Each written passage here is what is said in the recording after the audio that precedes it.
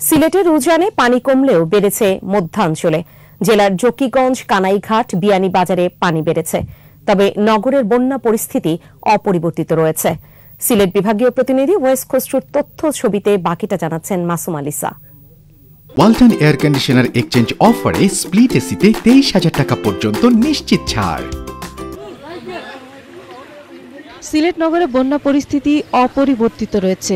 নগরের 15টি এলাকার 5,000 মানুষ পানিবন্দী অবস্থায় রয়েছেন। বাসা বাড়িতে পানি ঢুকে পড়ায় দুর্ভোগে নগরের মানুষ। নগরের 2টি আশ্রয় কেন্দ্র খোলা হয়েছে। বানের জলে ভেসেছে ফসলের ক্ষেত, পুকুরের মাছ। তবে কিছু এলাকায় বন্যা পরিস্থিতির উন্নতি হলেও কয়েকটি এলাকায় অবনতি হয়েছে। আমরা অবস্থা খারাপ করে লাগছে, আমরা বাসে কেউ সাহায্য করে না ভাবিনি। পানি তো মনে করেন একদিন 2 দিন ভিতরে পানি সমস্যা বাচ্চা খাইছে খুব কষ্ট করতেছে। পানি খুবই বেশি, এখন নদীর পানি বাড়ায়। সিলেটের সীমান্তবর্তী জৈন্তাপুর, গোয়াইনঘাট, কোম্পানিগঞ্জে পানি কমেছে, তবে বেড়েছে জকিগঞ্জ, বিয়ানীবাজার ও গোলাপগঞ্জে। সুরমা ও কুশিয়ারার 4টি পয়েন্টে পানি বিপদসীমার ওপর দিয়ে প্রবাহিত হচ্ছে।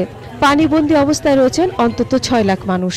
550টি আশ্রয় কেন্দ্রে অবস্থান করছেন 5,000 মানুষ। গোলা পানি গরম রান্দিয়া বাড়িয়া খাইতে পারি না, গাড়ি লিয়ে বাইরেতে পারতেছি না, কোমর পানি। এখন আমরা গুদামে পানি ঘরের মধ্যে আমরা খুব কষ্ট আছি। আর গত 2 দিন আগে পানি ঢুকছে, এখন পানির সময় যত যাচ্ছে বাড়তে আছে।